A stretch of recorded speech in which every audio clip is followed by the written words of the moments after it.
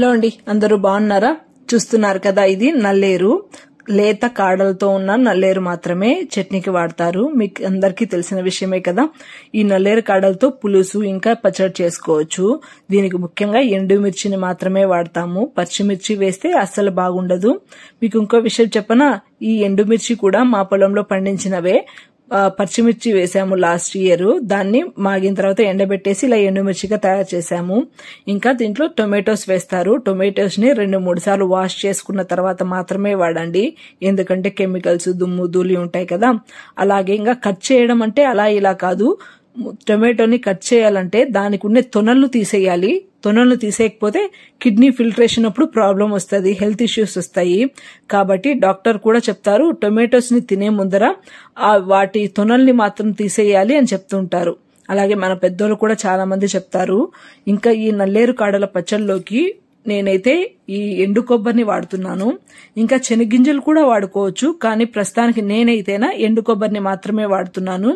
ఈ ఎండు కొబ్బరిని హాఫ్ చిప్ప ఎండు కొబ్బరి వాడాను. మనకు ఎంత కావాలా పచ్చడి దాన్ని క్వాంటిటీని బట్టి మనం ఇంగ్రీడియంట్స్ వేసుకుంటాము. దాని తర్వాత ఈ ముక్కల్ని వేయించుకొని పక్కన పెట్టుకున్న తర్వాత నేను ఇక్కడ సంగటి కోసం పెట్టాను, అదే విజిల్ వస్తుంది. అలాగే కాసింత తెల్లగడ్డ తీసుకోండి. పచ్చళ్ళలోకి తెల్లగడ్డ వేస్తే చాలా టేస్ట్ అనిపిస్తుంది. ఇంకా తెల్లగడ్డను కూరల్లో వాడే ముందరగా దాని తోలు మాత్రం పక్కాగా తీసేయండి. తీసేయకపోతేనా అవి కడుపులో డైజెషన్ అవ్వవు. ముందుగా ఈ తుంచి పెట్టుకున్న నల్లేరు కాడలు ఉన్నాయి కదా, ఈ నల్లేరు కాడల్ని కట్ చేయడం కూడా ఒక పెద్ద విషయమే. ఎందుకో తెలుసా, ఈ నల్లేరుని కట్ చేసేటప్పుడు చేతులకి ఇరిటేషన్ వస్తుంది, నవ్వలాగా అనిపిస్తుంది. కాబట్టి చేతులకి కాస్త ఆయిల్ రాసుకోండి. ఆయిల్ రాసుకోవడం వల్ల ఆ ఇరిటేషన్ అనేది మనకు అనిపించదు.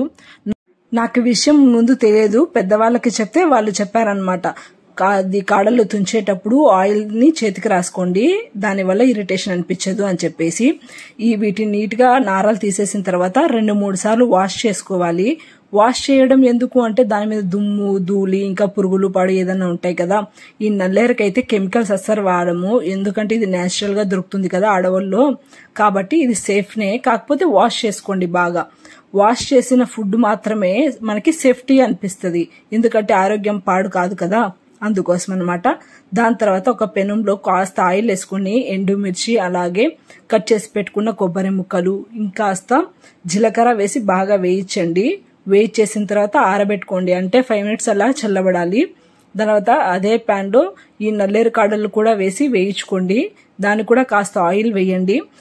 ఇంకో విషయం ఏంటంటే, ఈ నల్లేరు కూర తిన్న తర్వాత మన నాలుక పైన కాస్త నవ్వలాగా అనిపిస్తుంది, అదే కొంచెం ఇరిటేషన్ వస్తుంది. ఎందుకంటే ఇది బాగా వేగాలి, వేగకపోతేనా అదే దాని సైడ్ ఎఫెక్ట్ ఏంటంటే ఇరిటేషన్ రావడమే. దానికి బదులుగా ఈ కూర తిన్న తర్వాత వేడి నీళ్లు లేదా డికాషన్ లాంటివి తాగాలి అని పెద్దవాళ్ళు చెప్తారు. నేను కూడా ఫస్ట్ టైం తిన్నప్పుడు నాకు అలానే అనిపించింది. దాని తర్వాత ఇంకో సొల్యూషన్ ఏంటంటే ఆయిల్ కాస్త ఎక్కువ వేయండి, ఇంకాస్త జాస్తిగా వేయించండి. అదొక్కటే దీనికి పరిష్కారం, నవ్వు రాకుండా ఇరిటేషన్ రాకుండా నాలుక మీద పోవడానికి. దాని తర్వాత ఇది బాగా వేగాలి, ఎలా అంటే బ్రౌనిష్ కలర్ రావాలి. అలాగే కాడలు సన్నబడిపోతాయి. ఎలా అంటే మట్టికాయ ఉంటది కదా, వేగిన తర్వాత సేమ్ అలానే డిట్టో ఉంటది. అలా వేగిచ్చేసిన తర్వాత దీన్ని కూడా తీసి పక్కన చల్లార్చి పెట్టుకోండి. దాంతో పాటు మనము టొమాటో ముక్కలు ఇంకా చింతపండు కూడా వేస్తాం కదా, దానివల్ల పులుపు బాగా సరిపోతుంది. టొమాటో ఇంకా చింతపండు ముక్కలు ఆయిల్లో బాగా వేగాలి. వేగిన తర్వాత స్టవ్ ఆఫ్ చేసి 5 minutes చల్లారబెట్టండి. మనం ఏ వస్తువైనా మిక్సీకి వేసే ముందర బాగా చల్లారిన తర్వాత మాత్రమే మిక్సీకి వేసుకోవాలన్న విషయం గుర్తుపెట్టుకోండి. ఈ మిక్సీ గిన్నెలో కాస్తంత ఉప్పు, మిగతా వేయించిన సామాన్లు ఉన్నాయి కదా, ఎండు కొబ్బరి ఇంకా మిరపకాయలు ధనియాలు అన్ని వేసి గ్రైండ్ చేసుకోండి. తర్వాత ఈ టొమాటో ముక్కలు కూడా వేసుకొని గ్రైండ్ చేసుకోండి. అవసరమైతే కాస్తని వాటర్ కూడా వేసుకోండి. దాని తర్వాత వేయించిన ఈ నల్లేరు కాడల్ని కూడా వేసుకొని గ్రైండ్ చేసుకోవాలి. గ్రైండ్ చేసుకోవడం మీ ఇష్టం, కచ్చాపచ్చా అయినా కొట్టుకోవచ్చు లేదా నున్నగా అయినా కొట్టుకోవచ్చు. మీకు టేస్ట్ కు తగ్గట్టు సాల్ట్ ఇంకా కారం ఇప్పుడే చూసుకోవాలి గ్రైండింగ్ చేసేటప్పుడే. ఎందుకంటే మొత్తం అంతా మిక్సీ పట్టిన తర్వాత మళ్ళీ కారం ఉప్పు సరిపోకపోతే అప్పుడు గ్రైండ్ చేసి పేస్ట్ లాగా అయిపోతుంది, అసలు టేస్ట్ బాగుండదు. దాని తర్వాత కాసింత ఈ తెల్లగడ్డ ఉంటుంది కదా, తెల్లగడ్డ కూడా వేసుకొని కచ్చా పచ్చగా మాత్రమే కొట్టుకోండి. కొంతమందికి పోపు వేయడం ఇష్టం ఉంటుంది లేదా వేయకపోవడం ఇష్టం ఉంటుంది, దాన్ని బట్టి మీరు పోపు వేసుకోండి.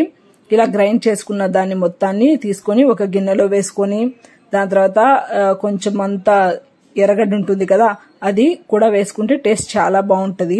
మీరు కూడా ఒకసారి ఎప్పుడైనా ఈ నల్లేరు పచ్చడిని తయారు చేసుకొని టేస్ట్ చూడండి. ఇది ఆరోగ్యానికి చాలా మేలు. ఇంకో విషయం ఏంటంటే ఈ నల్లేరును కుక్క కాటుకు ఫస్ట్ ఎయిడ్ గా మన పల్లెల్లో వాడతారు. ఈ రెసిపీ నచ్చితే ఖచ్చితంగా ట్రై చేసి ఎలా ఉందో కామెంట్ లో చెప్పండి. అలాగే మీకు ఇంకాస్త వీడియోలు కావాలి అనుకుంటే మా ఛానల్ ని తప్పకుండా సబ్స్క్రైబ్ చేసుకోండి. పక్క ఉన్న గంట నొక్కండి.